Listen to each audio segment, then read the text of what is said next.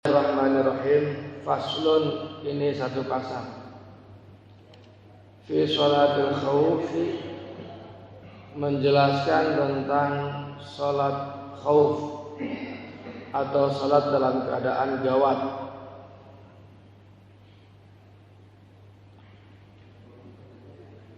Maksudnya gawatnya dalam peperangan. Wa sholatul khawfi, dan sholat khawf itu ala salah satu adrobin, terdiri atas 3 cara. Dalam kitab Sahih Muslim itu ada 6 cara, tapi diringkas kemudian oleh Syekh Abu Suja itu menjadi 3 caranya. Ahaduha, yang pertama, ayyakunal aduwwu fi ghairi jihatil qiblati, keberadaan musuhnya di arah selain arah kiblat. Misalkan arah kiblat di sana, atau musuhnya bukan di sana. Fayufarriquhum, maka mereka harus dipecah. Harus memecah siapa imam firqata ini menjadi 2 kelompok. Jadi imam harus memecah pasukan itu menjadi 2 kelompok. Firqatun, 1 kelompok, taqifu fi wajhil aduwi, berdiri menghadap musuh. Wa firqatun taqifu khalfahu, dan 1 kelompok berdiri di belakang imam.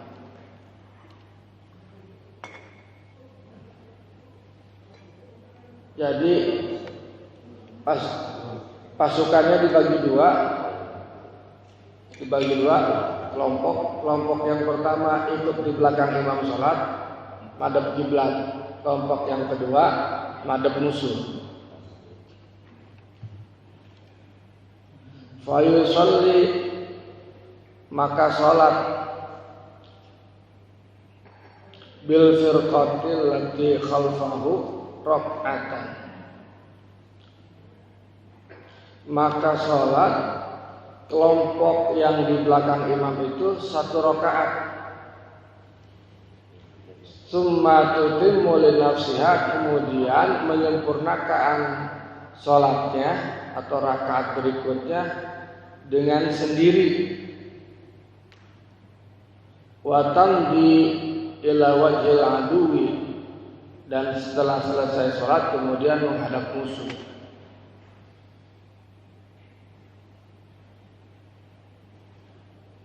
Jadi sholatnya, karena ini sholat gawat, sholat yang 4 itu dikosor jadi 2. Jadi cukup 2 rakaat. Nah, jadi kelompok yang pertama sholat bareng imam cuma 1 rakaat. Nanti rakaat yang keduanya dia mufaroqah, dia misah, udah nggak ikut imam, ya kan? Dia cepetin sholatnya, sudah selesai semua, madhab musuh. Baru yang tadi jaga, yang kedua dia sholat. Wa ta'ti ta'ifatul ukhra, dan kemudian datang kelompok yang lain, maksudnya yang tadi jaga, yang kedua berarti. Fa yusalli biha rak'atan, maka sholat dengan imam itu 1 rakaat. Wa tutimmu li nafsiha, dan menyempurnakan sendiri. Fa yusallimu biha, dan salamnya bareng.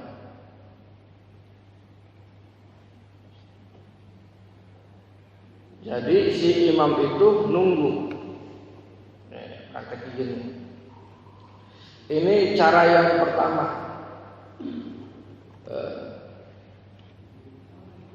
pasukan besarnya, musuhnya ada di depan kiblat, nanti ada arah kiblat. Musuhnya ada di hadapan kiblat. Jadi kalau kita sholat pada sana, misalkan musuh itu di situ. Nah, si imam Allahu Akbar, si makmum yang kelompok pertama Allahu Akbar.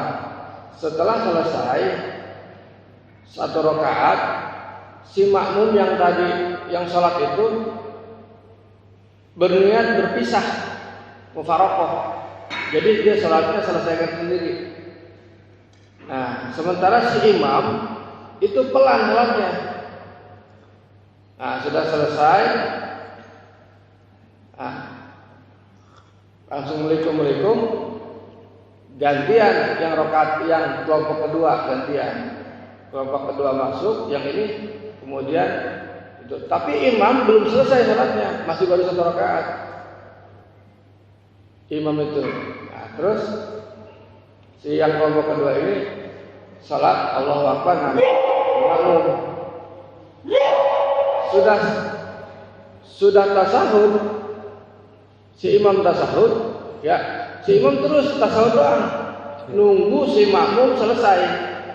Nah, si makmum berniat mufarokoh, tapi imam harus nunggu untuk salam. Nah, jadi si makmum tetap 2 rakaat. Nah, sudah 2 rakaat, imam salam, makmum salam. Gitu. Ya dibayangkan marah hese, cuman ya praktekkan kebenaran, tapi kan ulah perang ya. Cuman kan posisi perang ini karena di zaman Kanjeng Nabi memang belum ada senjata api. Namun perang sekarang pakai senjata api, meriam, bom, sholat intinya ya, terus kita ngumpul, joget, habis. Nah ini hanya menjelaskan bahwa dalam sejarah Islam itu ada perang, ada yang namanya jihad jihad perang. Nah ini dilakukan, model begini ini dilakukan oleh Kanjeng Nabi di Dzatul Riqa, di daerah Dzatul Riqa. Kalau nggak salah sih Dzatul Riqa itu di daerah Najd. Najd belah mana juga? Biarlah pokoknya daerah Najd. Jadi ini bahwa di Islam itu, dalam sejarah Islam itu ada perang jihad perang. Tapi tujuannya jihad perang di Islam untuk membebaskan masyarakat setempat dari penguasaan kaum kafir. Jadi dulu itu dunia dikuasai oleh kafir Romawi atau dikuasai oleh kafir Persia. Jadi dulu yang besar itu 2, Romawi dan Persia. Nah, ketika Islam lahir di Mekah, di Jazirah Arabia itu, kemudian menyebar keluar itu untuk membebaskan daerah-daerah yang dikuasai oleh kafir Romawi dan Persia. Kenapa dibebaskan? Karena itu penjajahan dan itu perbudakan. Jadi dalam Islam perang Nabi untuk membebaskan, makanya namanya futuh. Istilahnya futuh, pembebasan atau pembukaan. Bukan invasi atau ekspansi, bukan. Nah, di zaman Nabi itu yang diperanginya jelas jahatnya. Nabi pasti benernya. Ya kan? Beda dengan perang sekarang. Perang sekarang mah jelas salahnya ente jelas, ya kan? Yang memeranginya benernya enggak jelas. Amerika ngehantam Baghdad, lu salah mana? KBG salah, ya. Amerika lu salah mana? Baghdad ada kesalahannya Saddam Hussein waktu itu. Cuman akhirnya kesalahannya Saddam Hussein diekspos, kemudian menjadi besar, kemudian dianggap salah. Akhirnya dihancurkan Saddam Hussein, dihancurkan Irak negaranya. Sekarang jadi negara gagal sekarang. Itu. Nah, lanjut. Wasani dan yang kedua, ayyakunal adu fi jihatil kiblati. Ada musuhnya di arah kiblat. Kalau tadi musuhnya bukan di arah kiblat, sekarang di arah kiblat di depan. Misalkan kiblat di sana, musuhnya di situ. Fa yasuffuhumul imamu saffaini. Maka membuat soft imam bagi mereka itu sofa ini dua soft itu barisan, sana soft buntut, soft itu soft tulisannya soft itu artinya barisan, itu soft yang merah-merah itu soft itu barisan. Jadi bikin dua barisan. Wa yuhrimu bihi. Mereka bertakbiratul ihram bersama. Fa idza sajada, maka ketika sujud, sajada ma'hu, sujud bersama imam ahadus safaini, salah satu dari dua barisan itu. Wa waqafa shaful akharu, dan diam shaf yang lain, yahrusuhum, menjaga mereka.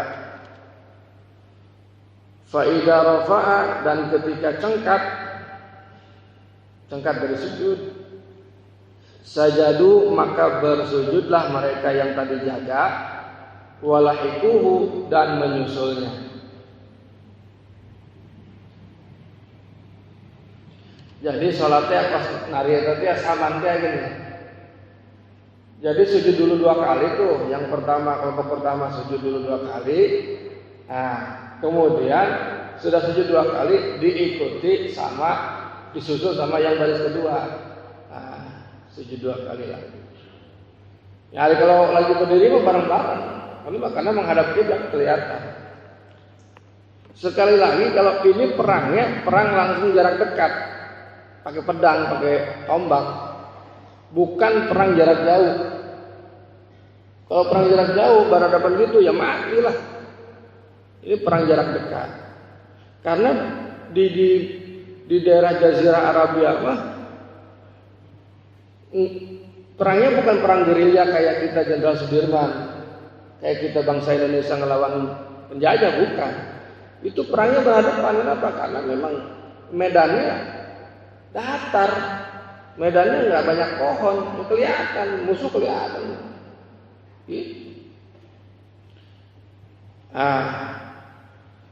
Pasal isu, dan cara yang ketiga, ayyakuna fi syiddatil khauf, yaitu ada pada posisi sangat gawat, waltihamil harbi, dan berkecamuknya perang. Jadi perang sedang berlangsung. Fa yusalli, maka salatlah kaifa amkanahu, bagaimana mungkinnya, bagaimana sebisanya. Rojilan, bisa sambil berjalan, aurakiban, atau naik kendaraan, mustaqbilul kiblati, mustaqbilal, mustaqbilun menghadap al-qiblata kepada kiblat, wa ghairu mustaqbilin dan tidak menghadap kiblat laha baginya.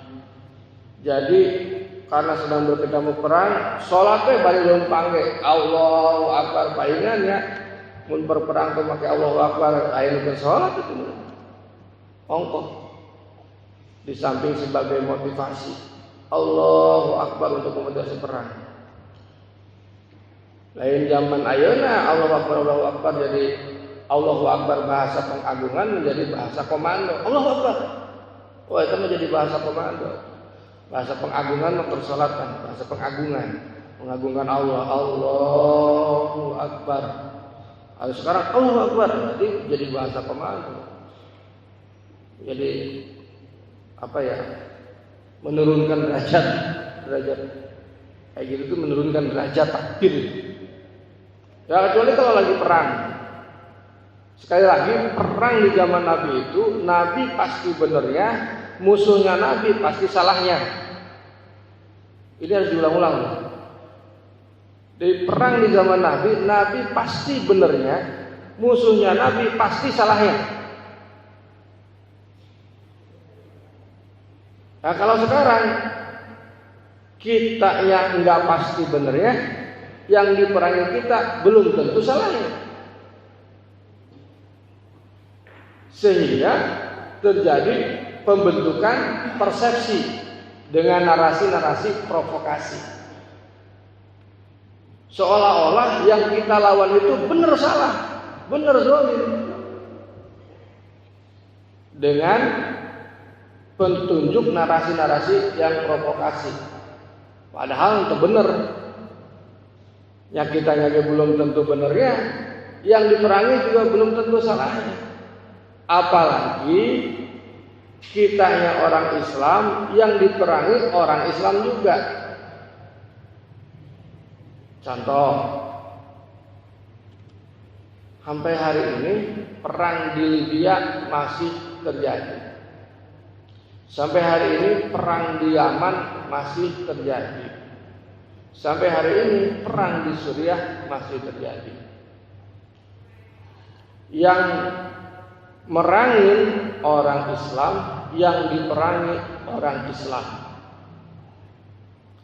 Yang di Suriah, di Yaman, di Libya, di Irak sama. Yang merangi orang Islam, yang diperangi orang Islam.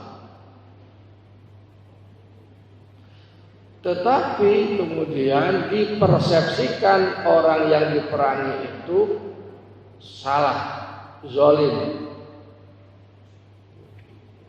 Nah, orang yang memeranginya termakan provokasi, akhirnya terjadi pecah perang.